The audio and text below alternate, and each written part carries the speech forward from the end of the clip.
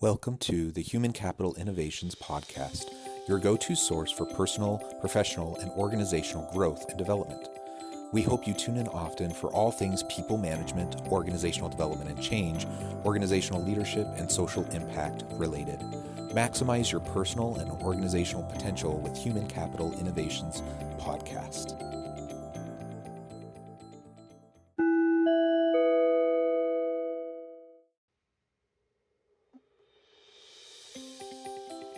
Welcome to the Human Capital Innovations Podcast. In this Forbes feature HCI podcast episode, I explore the recent Forbes video, Disruptive, Philanthropy.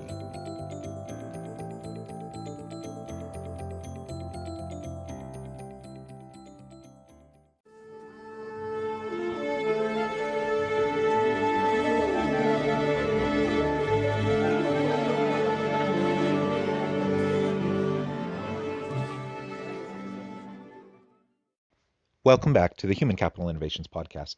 It's great to be with you again today for this Forbes feature HCI podcast episode. Today I'll be exploring the recent Forbes video, Disruptive Philanthropy. Millennials Elizabeth and Kevin Phillips are boldly demonstrating that there doesn't have to be a trade-off between doing good and doing well. In this video, they discuss their approach to philanthropy, how they want to disrupt the system, and ultimately provide a model and a pattern for how we can follow to make broader social impacts in the world around us. Thanks for joining me, and I'll catch you on the flip side of this first clip. As a millennial, we can have a different approach in wanting to be successful. At the same time, wanting to do good.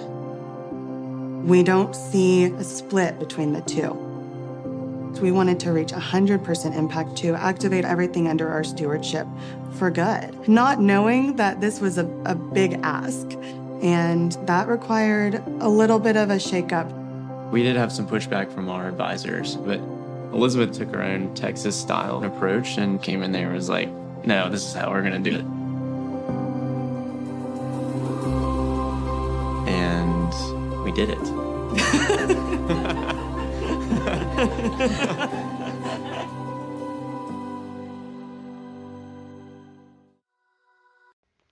Is there a trade-off between doing good and being successful in our careers and in life? They're arguing in this opening clip that no, it doesn't need to be a trade-off, though often the world portrays it that way. Societal norms suggest that success means more and bigger and better constantly. They decided that they wanted to take a different approach.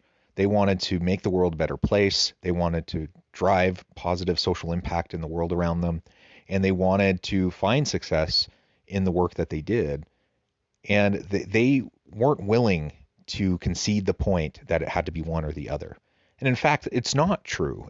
That's a false dichotomy. Of course, it doesn't have to be either we're doing good for others or we're being successful and we're making a profit. And that's where impact investing comes in. That's where social entrepreneurship comes in. That's where a lot of the broader body of social impact work comes in as we look at the various pathways of making an impact in our community. And so what they're going to do in this video is outline a little bit of their approach and what they do, what they have done with their philanthropy to try to have a broader, more impactful reach. We were 19 when we met, and just outside of college, we got married. Living in Dallas, first child on the way, and then we get a phone call after the passing of my grandfather that we need to go back to North Carolina to get involved in the family business. And the family said, Elizabeth, we need you to run the foundation, which was newly endowed. And so we kind of overnight inherited the stewardship of a foundation and an operating business. We didn't realize the scope and scale of what we'd stepped into. So at an incredibly young age, they find themselves with stewardship over this foundation and this endowment, and they have to decide what they're going to do with it. That's a tremendous responsibility for anybody, but especially a young person, a young couple. And so they're trying to figure out, how do we make the most of the funds that we have available to us? And this is something that anyone with any means struggles with. I do believe, I'm a firm believer that most people are good. Most people are inherently good and want to do well by others. And they want to be generous and they want to help those around them. And they want to meet and address the social needs around them. But the problem is when you have a large amount of wealth, that everyone is pining for a piece of the pie and looking to get your attention. And so we can't just simply hand things out left and right, but we have to do impact assessment. We try to figure out what's the best use of this money. Where can we put it so that we are meeting community identified needs, that we can do no harm and not have negative unintended consequences to what we're trying to do.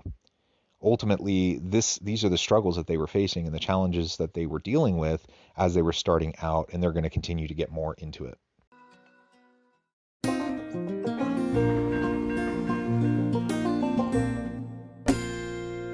Many cities post-recession had to reinvent themselves, and Greensboro is not unique in that sense. But when we moved here, they said, pull up a chair and help us redefine what the future looks like. We didn't want to do philanthropy as usual. We let the community speak to us about what the needs were in that moment in time. What were the big projects that were once-in-a-generation opportunities to move the dial or solve something?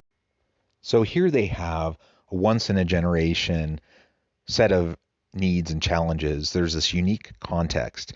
And rather than going in with solution in hand, assuming they understood the community and understood what needed to happen, they went in and simply asked the question, what do you need?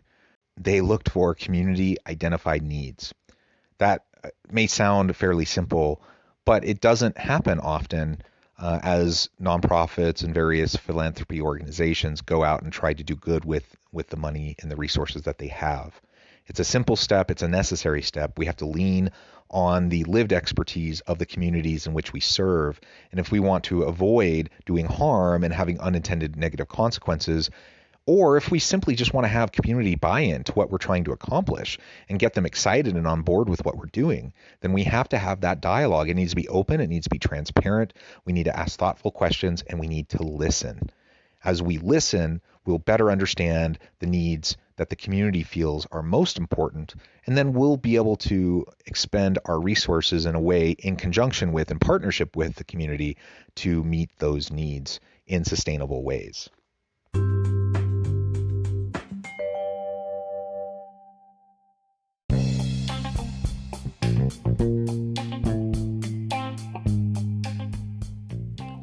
I'm excited to announce the publication of my new book from HCI Press, The Alchemy of Truly Remarkable Leadership: Ordinary, Everyday Actions that Produce Extraordinary Results. Consider how the nature of work has shifted over the past 50 years. With increased globalization, rapid technological advancement, and the shift in economic composition, the average job of today looks very different than the average job of 50 years ago. What will the jobs and organizations of tomorrow look like? Moreover, what does this all mean for organizational leaders? What are the core competencies and capabilities of organizations and their leadership that are prepared for continued disruption and geopolitical and socioeconomic shifts? Regardless of what the future holds, increasingly, leaders need to be socially minded, data-driven, decisive, champions of talent, and disruptors of the traditional notions of leadership, teams, organizations, and work. The Alchemy of Truly Remarkable Leadership will help you to explore your own leadership competencies and capabilities and consider ways to apply and implement them into your workplace and personal life.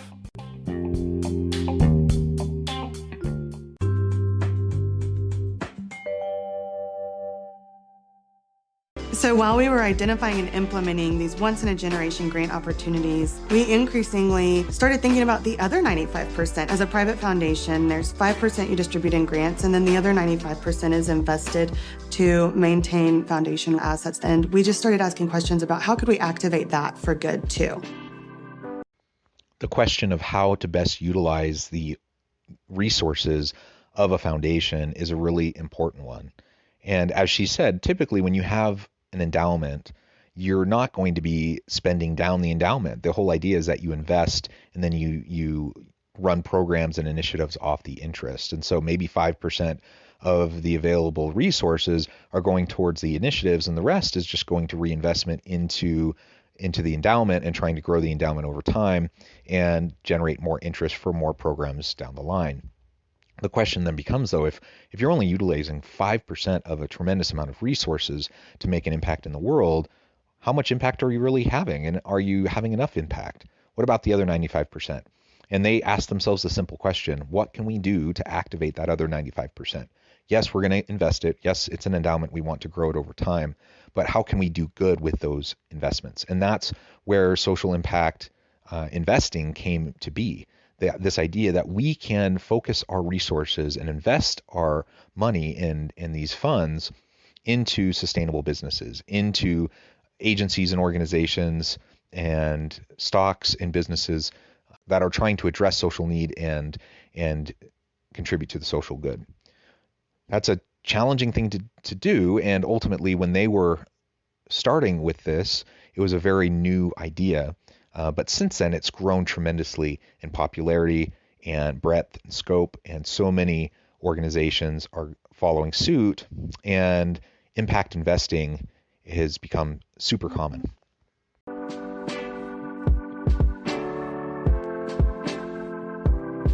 Impact investing is here to stay, and millennials are already thinking in disruptive ways and innovative ways, and seeing that potential wave come is exciting to know about some of the social issues that we have not been able to address in traditional manners now being addressed through impact investing. Aligning our values with our assets, we really can move the dial on social problems. That's what gives us purpose. I think if my grandfather were around today, he would be really proud and excited about the work that we're doing.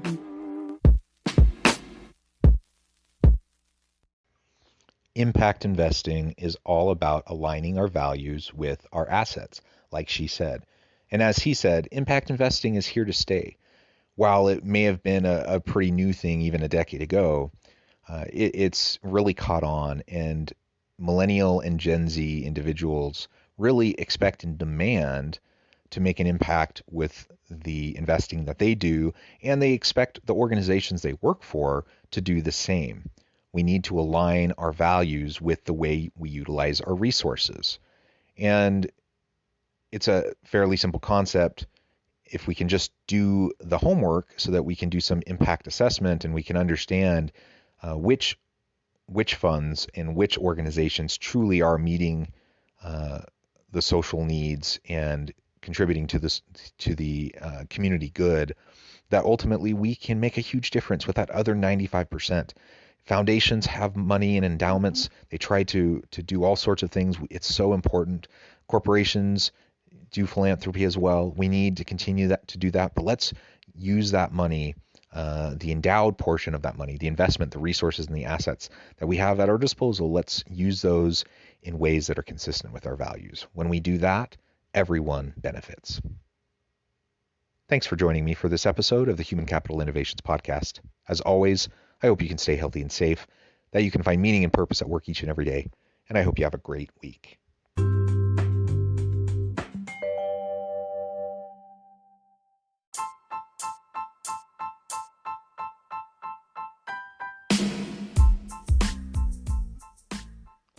We are excited about the launch of HCI's new magazine, Human Capital Leadership.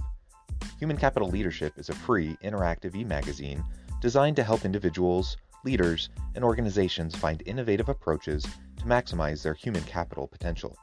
We will be publishing issues quarterly in August, November, February, and May. Check out the first issue and let us know what you think.